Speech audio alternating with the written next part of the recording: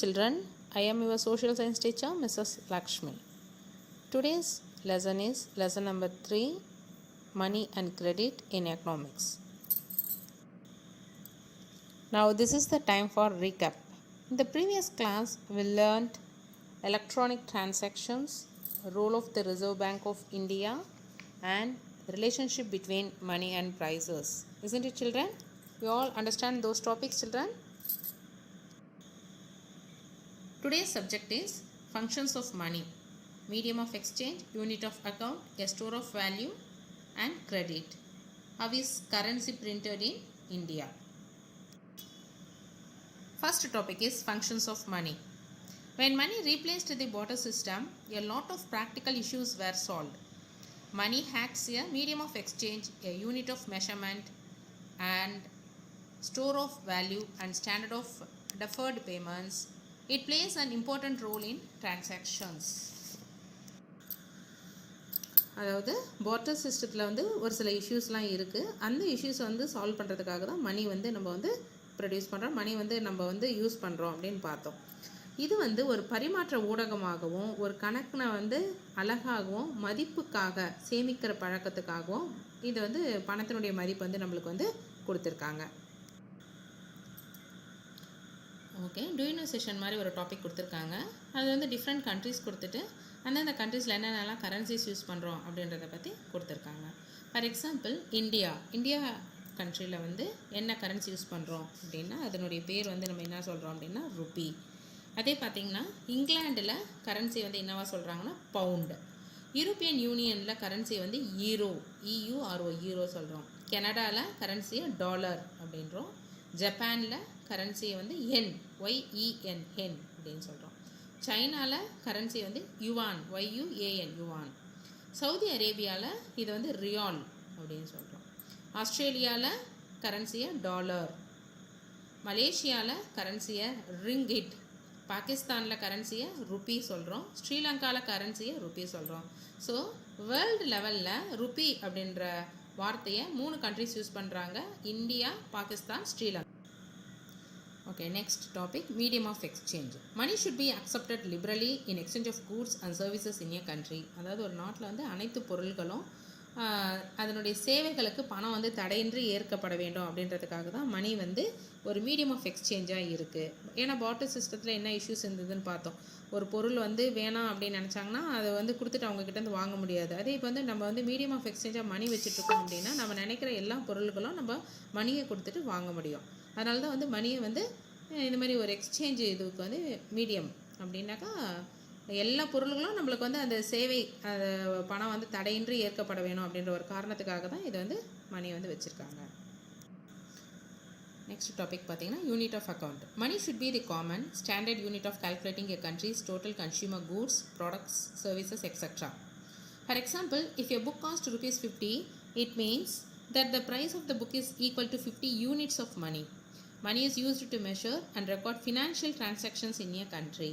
அதாவது ஒரு நாட்டில் அனைத்து பொருள்களும் கன்சியூமர் ப்ராடக்ட்ஸ் நம்ம வாங்குகிற எல்லாமே தயாரிக்கிறது அதெல்லாம் சர்வீசஸ் சேவைகள் இருக்குல்ல, அது எல்லாமே அதனுடைய மதிப்பை கணக்கிடுவதன் மூலமாக பணம் பொதுவானது ஒரு அழகாக இருக்கணும் அப்படின்னு சொல்கிறாங்க. எடுத்துக்காட்டுக்கு என்னென்னா, இப்போ நம்ம ஒரு புக்கு வாங்குகிறோம் அப்படின்னா அது நம்ம ₹50 அப்படின்றோம் அப்படின்னா அந்த புத்தகத்தினுடைய விலை அதனுடைய அழகு யூனிட் என்ன அப்படின்னா 50 யூனிட்ஸ் அப்படின்னு சொல்லிட்டு சொல்லணும் அப்படின்னு சொல்கிறாங்க. இது அந்த நாட்டில் இருக்கக்கூடிய நிதி பரிவர்த்தனை அதெல்லாம் கரெக்டாக அளவிட்டுறதுக்கு அந்த கணக்கை பராமரிக்கிறதுக்காகவும் இந்த மாதிரி வேர்ட்ஸ் எக்கனாமிக்ஸில் யூஸ் பண்ணுறாங்க. நெக்ஸ்ட் டாபிக் பார்த்திங்கன்னா a store of value. Money is used as a store of purchasing power. It can be used to finance future payments. அதாவது எ ஸ்டோர் ஆஃப் வேல்யூனா தமிழில் மதிப்பீட்டின சேமித்தல் அப்படின்னு சொல்கிறது. பணத்தை சேமிக்கிறதன் மூலிமா நம்ம எதிர்காலத்துக்கான வாங்கும் ஆற்றலை சேமிப்பதாகும். அதாவது இப்போ நம்ம மணி சேமித்து வச்சோம்னா தான் ஃப்யூச்சரில் நம்மளால் ஏதாவது ஒரு பொருள் வேணும்னா நம்மளால் அந்த மணியை வச்சு நம்ம இப்போ சேவ் பண்ணுற மணியை வச்சுட்டு வாங்க முடியும். அதுதான் எ ஸ்டோர் ஆஃப் வேல்யூ. அப்போது ஃப்யூச்சரில் நீ ஏதாவது ஒரு பொருள் பர்ச்சேஸ் பண்ண போகிற அப்படின்னா அப்போ நீ என்ன பண்ணணும், இப்போத்துலேருந்தே சேவிங் ஹேபிட் உனக்கு இருக்கணும். மணி சிறு துருவமும் பல்குத்த உதவும் சொல்லுவாங்க. ஸோ கொஞ்சம் கொஞ்சமாக இருந்தால் கூட நீ அந்த சேவிங் ஹேபிட்டை க்ரியேட் பண்ணிவிட்டு மணியை சேவ் பண்ணுறதன் மூலமா ஃப்யூச்சரில் உன்னோட எல்லா நீட்ஸும் ஃபுல்ஃபில் ஆகும். Next topic is credit. Farmers avail credit during monsoons for buying seeds, agricultural input, and other expenses. Traders and small entrepreneurs need credit for their needs. Even large industries receive credit to take up their new projects.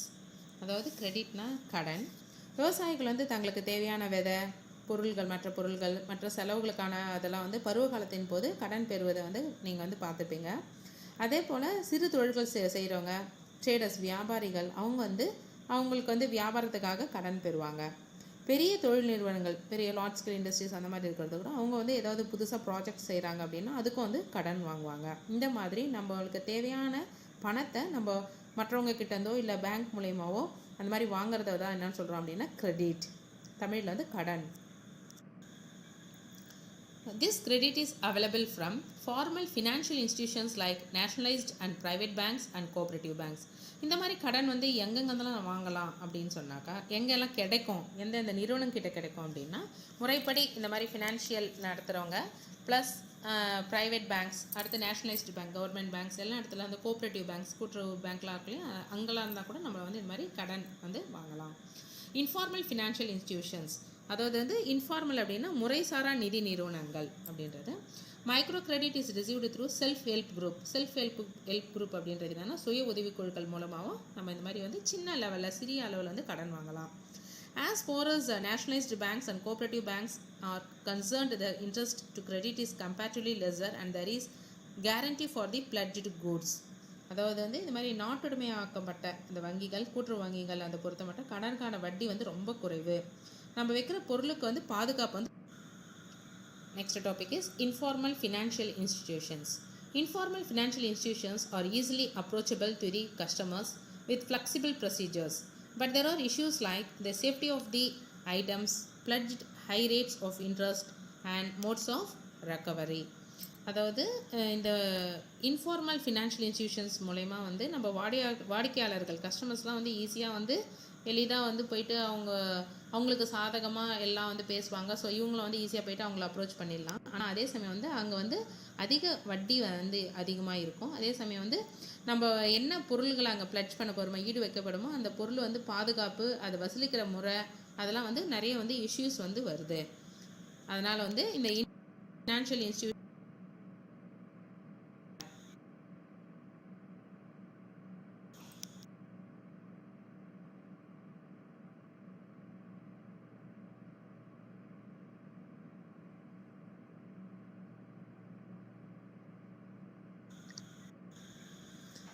people who live in a particular place or those who are involved in a certain work join together as a group and start saving. அதாவது ஒரு particular பிளேஸில் இருக்கிறவங்களோ இல்லை ஒரே இடத்துல வந்து வேலை செய்கிற பல பேர் ஒன்றா சேர்ந்து இது ஒரு குரூப் மாதிரி ஆரம்பித்து சேவ் பண்ண ஆரம்பிக்கிறாங்க.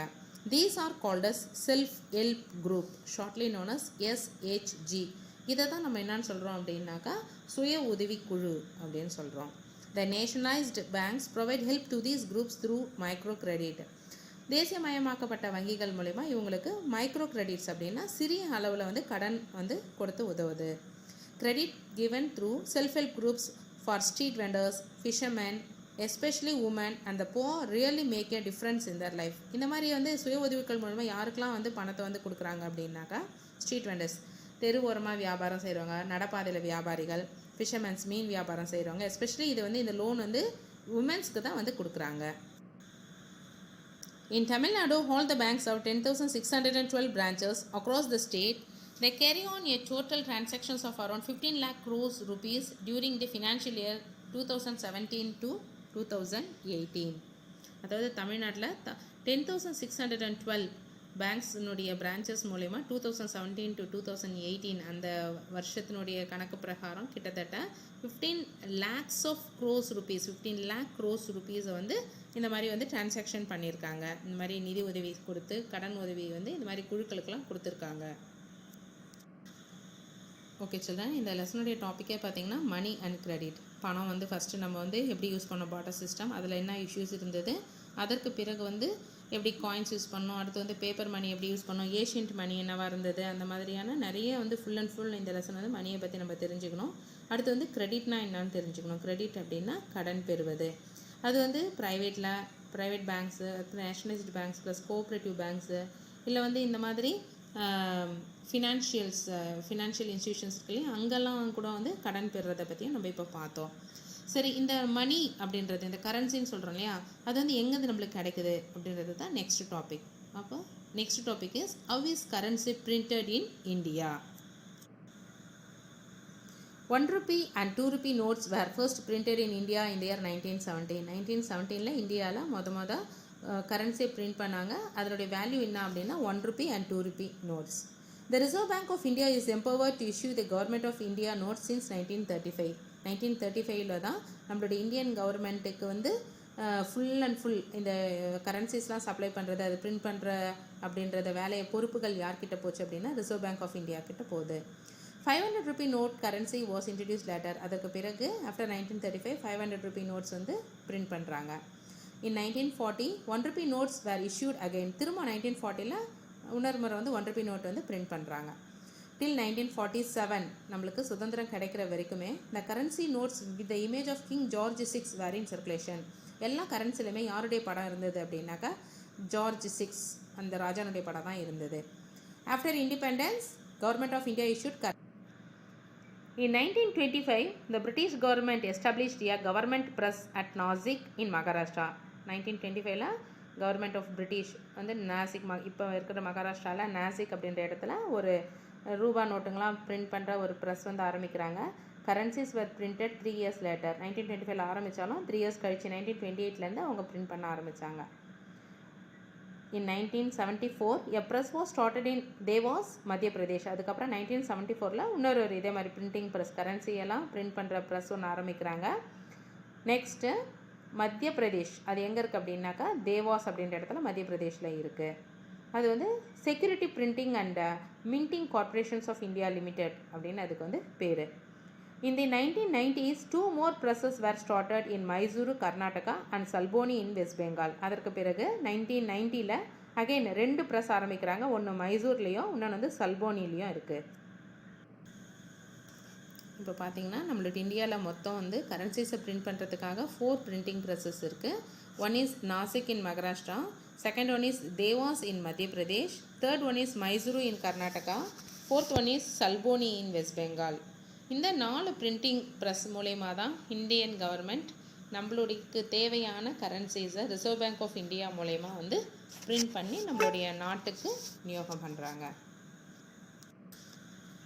The Reserve Bank of India has the authority to decide the value of currency to be printed and how the amount should reach its destination safely.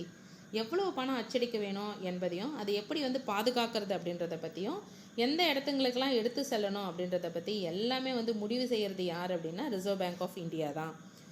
Though the Reserve Bank of India has the power to print up to 10,000 rupee notes, at present a maximum of up to rupees 2,000 is printed. அதாவது 1 ரூபாயிலேருந்து 10,000 ரூபாய் வரைக்கும், அதாவது நான் சொல்கிறது வந்து 1 rupee 2 rupees, அடுத்து வந்து 5 rupees 10 rupees அப்படின்னு இருக்குல்ல, அந்த மாதிரி அதிகபட்சம் ஒரே ஒரு ரூபா வந்து 10,000 கூட பிரிண்ட் பண்ண முடியும். ஆனால் இப்போத்துக்கு நம்மளுடைய ரிசர்வ் பேங்க் ஆஃப் இந்தியா வந்து லாஸ்ட் அமௌண்ட் மேக்ஸிமம் அமௌண்ட் வந்து எவ்வளோ பிரிண்ட் பண்ணியிருக்கு அப்படின்னா 2,000 rupees வரைக்கும் இப்போத்துக்கு பிரிண்ட் பண்ணியிருக்கு. ஸோ ஃப்யூச்சரில் 5,000 rupee நோட் வரலாம், இல்லை 10,000 rupees நோட்ஸ்லாம் கூட வரத்துக்கு நிறைய வாய்ப்புகள் இருக்குது. ஏன்னாக்கா ரிசர்வ் பேங்க் ஆஃப் இந்தியாவுக்கு அதுக்கு பவர் இருக்குது. இப்போ இந்த பிரிண்டிங் செக்ஷன் நம்ம பார்த்தோம் இல்லையா, 4 ப்ரெஸ்ஸஸ் இருக்குது இந்த கரன்சிஸ்லாம் இப்போ பிரிண்ட் பண்ணுறதுக்கு அப்படின்னு சொல்லிட்டு. ஸோ இந்த மொத்தம் இந்த 4 ப்ரெஸ்லுமே பார்த்திங்கன்னா மோர் தென் 10,000 ஒர்க்கர்ஸ் வந்து ஒர்க் பண்ணுறதா நம்மளுக்கு வந்து ஒரு ஸ்டாட்டிஸ்டிக் ரிப்போர்ட் வந்து இருக்குது. Okay children, this is the end of the class and this is the end of this lesson also. We will meet in the next class. Until bye. Thank you, ma'am. Thank you, students.